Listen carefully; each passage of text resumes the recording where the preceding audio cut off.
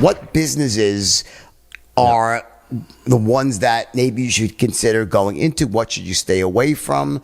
And is it too late in the sense that, is the tech runaway train, is it just too far ahead, or is it never too late? No, I think it's actually the best time to do it. It's easier today and cheaper today to start and build a business than it ever was. I think, you and I were talking about this the other day. There's so many, in order to, like, let's say you look, let's go to back to that dating example, right? If you actually wanted to build a Jordan Belfort dating app, and you said you wanted to look just like Tinder or similar to it, it wouldn't cost much. How much? Under 100,000. It's something that cost. Yeah, exactly. And how much would that have costed 3 years ago?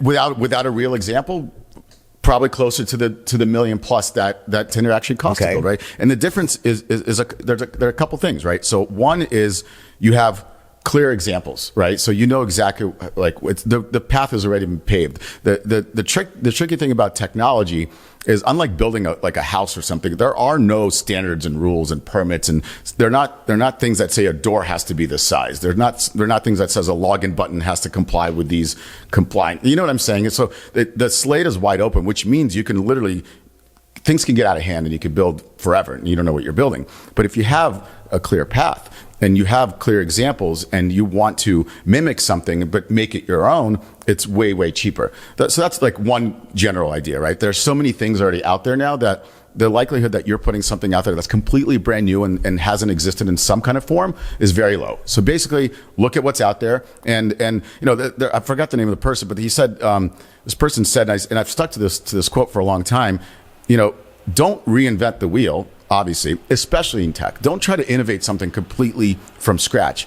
Take something that already works and change 20% of it, but 80% of it should be the same, right? Because then users are going to behave a certain way, and that business work from whatever the secret sauce is, just 80% the same, and that works. So I think, first of all, you have a lot of examples, right? So you can look at what's been done, and that makes things much cheaper.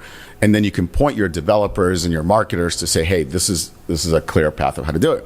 Second, there are the languages and the code and all those things they've evolved to such a degree where if you want to build some kind of feature, the likelihood that 80% of the code is already out there that you can just reuse, right? So there are already pre-built modules that are wide open source to everyone to like grab and modify to be yours, that are completely legal and yours to do whatever you want with, that you can almost like Legos, right? Plug and play a bunch of things together, and then you've got the majority of your app already done.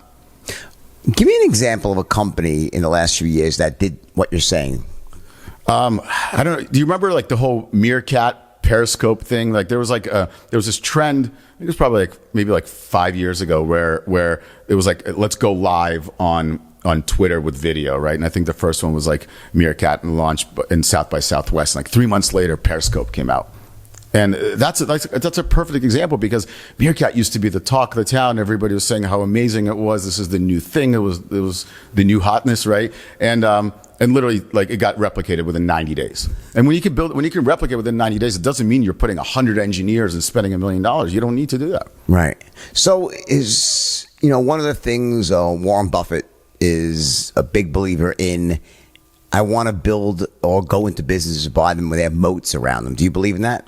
That you want to have a moat around the business, something that separates you from the competition, makes it difficult to duplicate? Yeah. I mean, I think businesses with moats are, in tech, it's a lot more difficult, right? I think right now it's more about first mover advantage and going as fast as you can and making sure that your competition stays behind you is a much better approach. It's just the way you need to look at it. Of course, if you had some kind of moat, it would be stronger, but it's hard to do it. Like, patents don't really go that far, right? You can't really file for trademark patent protection, like, oh, this is my idea and no one else can copy it, because you'll just be stuck in legal while you're getting lapped, right? Right. And so in technology, it's almost like a commodity these days. People can just build whatever you have.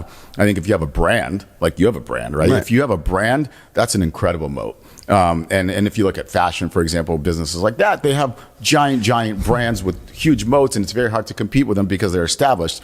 But those businesses are also very hard to create as startups, right? It's very hard to create a well-known, respected brand that's trusted within, a couple years. Yes, yeah. So I had to earn mine the hard way. It's the hard way for sure. No harder way.